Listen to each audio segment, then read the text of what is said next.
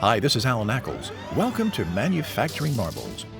The American dream of founding a family-owned and operated company with a reasonable investment and a strong work ethic is alive and well.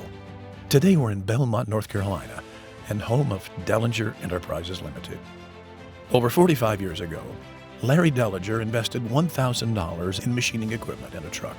Today, Dellinger Enterprises operates in a 50,000 square foot facility where they pride themselves on being a one-stop shop for your fiber cutting, machining, bending, welding, rolling, and assembly projects. They know that the success of the business is through God and God alone, and use this verse as a blueprint for how they treat their customers, employees, and the work they are asked to do for the Lord. Psalm 90:17 states, "May the favor of the Lord our God rest on us, establish the work of our hands for us. Yes, establish the work of our hands."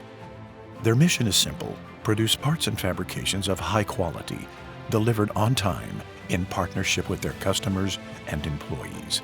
They fully understand the importance of creating blue-collar jobs and pride themselves in their ability to produce manufactured parts right here in the United States.